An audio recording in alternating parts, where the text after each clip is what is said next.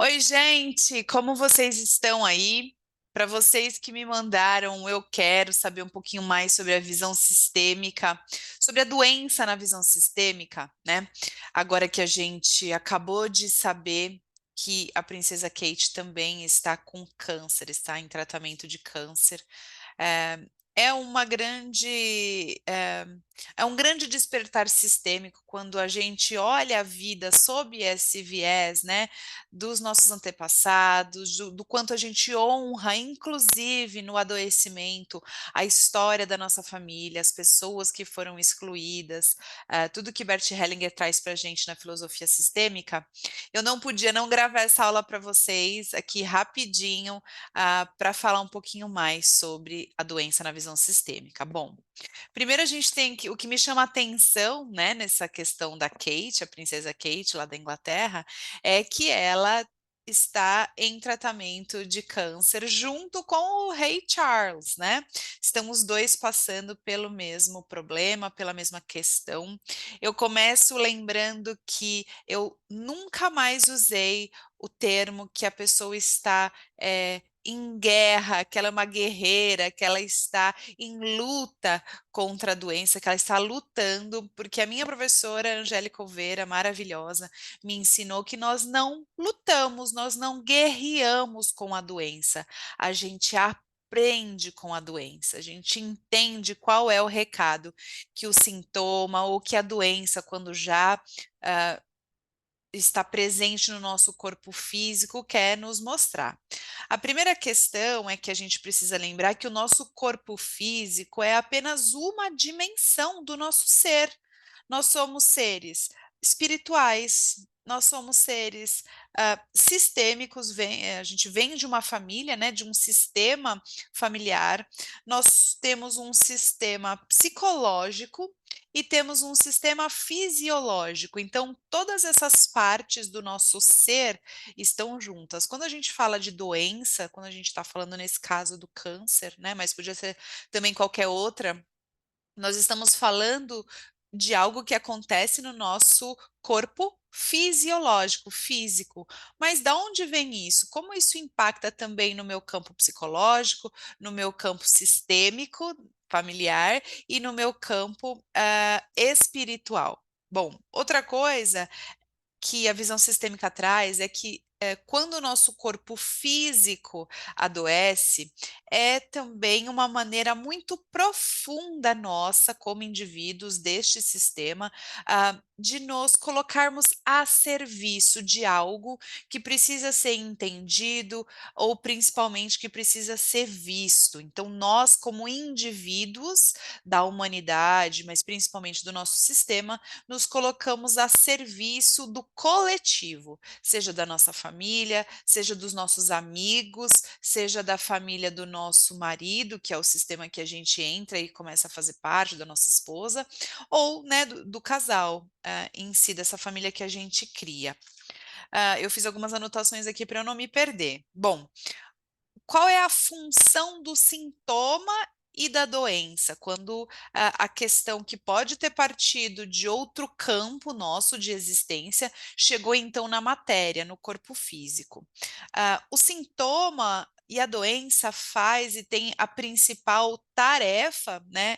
O intuito dela é que a gente pare, que a gente possa, então, refletir, entender de onde surgiu aquele sintoma, aquela doença, e é óbvio que algumas doenças vão ter o seu fundo, ah, fisiológico, hereditário mesmo, mas até nessas doenças hereditárias, comprovadamente hereditárias, onde ela começou? Como ela se perpetua? Vou dar o meu exemplo. Meu avô paterno tem pressão alta, meu pai tem pressão alta e eu tenho pressão alta. Com 42 anos, já sou medicada de pressão alta. O que a pressão alta mostra para o meu avô paterno, para o meu pai e para mim? O que ela interliga nós? Eu já sei a minha resposta. Pelo menos, né, a reflexão. Nós temos uma questão muito forte a ser resolvida que vem vindo na geração nessa geração e que eu olho que isso nos deixa muito ansiosos, muito aflitos, muito pressionados mesmo. Mas então o sintoma e a doença ela faz com que a gente consiga entender, consiga parar para refletir. Mas na mesma proporção, o que a gente faz quando a gente tem um sintoma ou uma doença? A gente toma remédio para afastar essa doença, para quebrar esse sintoma, para encerrar esse sofrimento. Óbvio, a medicina está à disposição do nosso bem-estar, os avanços da tecnologia, dos medicamentos estão aí para que a gente não sofra, para que a gente tenha mais saúde, se previna, né, as vacinas, sou completamente a favor das vacinas, mas a gente precisa entender que os medicamentos também camuflam essa reflexão, esse momento de reflexão que a gente está passando. De novo, eu não estou falando aqui de maneira nenhuma que a gente não deve tomar os medicamentos, nos tratar com a ciência, com os médicos, com tudo isso, mas neste processo que é fisiológico, também existe a oportunidade da gente se curar através do autoconhecimento, através da reflexão, através do tratamento psicológico, né, da nossa psique, familiar e espiritual. Bom, ah, outra coisa que fica muito claro quando a gente tem ah, uma doença, um sintoma grave como câncer na família, já falando lá da família real, é a de que a mente, a nossa mente, não é o comando supremo do nosso ser. A mente, na verdade, ela é secundária. Se você parar para prestar atenção, eu faço muito isso com os meus alunos, gente, durante as minhas constelações.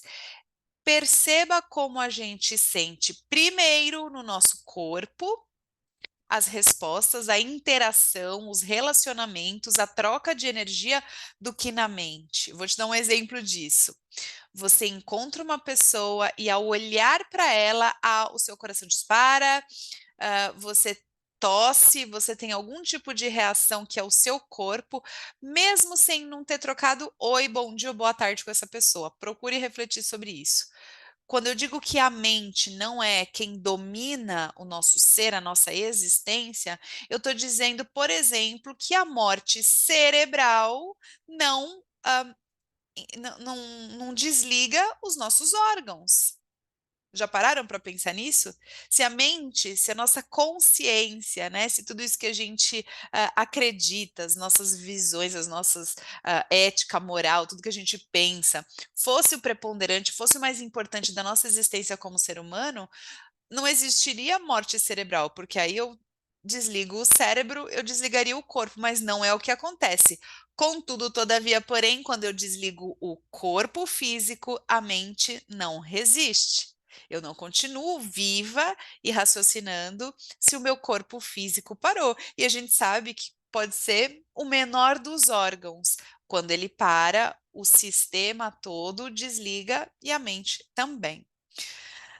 A saúde e a vida em si, mas a saúde, elas são muito dinâmicas. Então, esse vídeo e essa pequena aula aqui, ó, de poucos minutos, não é a mesma para todo mundo. Quando a gente fala sobre uma doença em mim, ela não traz a mesma mensagem, ela não ensina a mesma coisa do que para você. Falei isso para você, a minha pressão alta tem a ver com uma questão que tem vindo na minha geração paterna. É o que eu entendi. A pressão alta na sua vida vai ter outro significado, ela vai trazer outra carta. Meu professor Renato Bertacci, ele fala muito sobre isso, as doenças e os sintomas são cartas, que a gente vai recebendo a primeira mensagem, a gente toma um remédio e desliga. A gente recebe outra mensagem, toma um remédio um pouquinho mais forte e fala, não, isso é só uma dor de cabeça. E essas cartas vão chegando para a gente vai colocando elas numa gaveta, vai arquivando, até que chega um telegrama desse jeito, enorme, e que nos faz efetivamente parar. Que telegrama é esse? Um câncer, um infarto, um AVC, alguma coisa que efetivamente vai fazer com que a gente pare e reflita e preste atenção. E aí, para a gente não se alongar nessa aula, por que então que a gente faz isso? Por que que eu me coloco a serviço, adoecendo fisicamente, para que algo seja visto? Porque eu faço parte de um sistema, né? Eu estou enredada, eu estou emaranhada dentro da história do meu sistema familiar e me coloco à disposição de resolver algo deste coletivo, da minha família de origem, da família do meu marido. Vamos lá para a princesa Kate Middleton. Ela hoje assume o destino não só da família dela, mas também da família real. Quantas exclusões a gente vê, vocês que pouco conhecem, eu que adoro a história da família real, já assisti as temporadas todas do The Crown. Para quem não assistiu, assista a série The Crown na Netflix, que conta a história desde o tio-avô da Rainha Elizabeth. As exclusões, os julgamentos, as histórias que se repetem. Falando de agora, da princesa Kate, veja o irmão do príncipe William, excluído. Veja a outra princesa, atriz americana, canadense, não lembro direito, excluída por conta da sua raça, né? Quem sofre as consequências dessa exclusão ou de algo traumático no sistema, ah, a gente nunca vai saber. Mas estão todos ali disponíveis para que isso seja reparado, para que isso seja visto.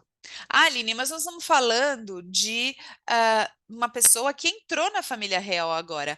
A princesa Diana foi a mesma coisa. Quando ela entra na família real, toda essa pressão, todo esse baque do lugar de princesa traz muitas questões fisiológicas para ela, espirituais, psicológicas, assim como a Kate. Vocês conseguem perceber que Kate está hoje no mesmo lugar que a princesa Diana? As duas estão exatamente no mesmo lugar. Princesa Diana com seu destino, com as suas questões, e agora a Princesa Kate também sofrendo consequências, por exemplo, da enorme popularidade.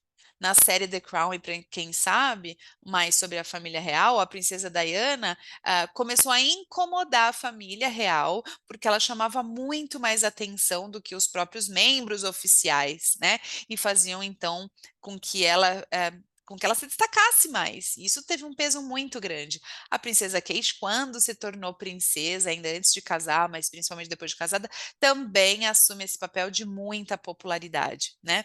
E agora provavelmente sofre muito dessas consequências. Como que a gente faz então para sair desse enredamento familiar sem ser excluído? Ora, todo sistema precisa se rearranjar, precisa aprender algo, precisa ver algo, precisa incluir algo que esta pessoa que adoeceu está disponível, está ali dizendo, mostrando. Então, vai depender aí de todos. Lógico que o destino da pessoa, do indivíduo que está adoecido nesse momento, ele é mais difícil, mais pesado. E aí fica também para a espiritualidade a gente entender por que tal pessoa. Mas, via de regra, existe uma questão muito forte sobre o lugar que essa pessoa ocupa no sistema, né? De novo, o exemplo da Diana e agora da Kate. Os sintomas e as doenças, no final do dia, estão a serviço principalmente da cura. Da cura. Todos os sintomas e todas as doenças olham para a cura. Olha que lindo isso, olham para a cura. Nem todo mundo que adoece se cura. Não existe uma certeza, mas existe sim um trabalho daquela família, né? Uma apuração daquela questão a cada geração. É, deixa eu ver o que mais que eu quero falar. Ah, falando nisso, né? Outra coisa importante: ninguém cura ninguém. os médicos todos, todas nossas questões, a gente tem muita ajuda, muita ciência, de novo, né? Os tratamentos estão aí disponíveis. Quem é que traz pesquisadores, iluminação para essas pessoas da ciência que cada vez mais trazem resoluções para diversas doenças e sintomas? Isso tudo está a serviço de trazer mais qualidade de vida para as pessoas, mas a cura tem um olhar muito individual, meu, em relação a essa postura, a essa crença também, né? Todos nós temos um potencial muito, muito grande de cura. Bom, foi rapidinho para vocês, espero que vocês tenham curtido. É um assunto muito, muito denso, é um assunto muito interessante para você que gosta da visão sistêmica da vida. É, reflita sobre isso internamente, as suas questões, as suas doenças. Use exemplos de pessoas próximas ou da própria família para se revisitar. Ah, isso faz com que a doença atinja o seu objetivo, o seu significado, que é de reflexão, de melhoria, de inclusão, de pertencimento, segundo a visão sistêmica. E, de novo, por favor, cuidem-se, tratem-se, previnam-se através, lógico, de exercício físico, de tudo mais, mas principalmente falando aqui da nossa visão sistêmica, através do autoconhecimento. Constelem, façam mentoria sistêmica, acompanhamento sistêmico, todos esses produtos que eu mesma ofereço e está aqui disponível para vocês. Invistam na prevenção sistêmica, se a gente pode falar assim, das questões que você, via de regra, vai enfrentar aí, trazendo para o seu sistema mais aprendizado, certo? Você gostou? @Vida Sistêmica, tá lá no Instagram, tem canal no YouTube, tem podcast no Spotify. Obrigada por vocês estarem aí. Um beijo.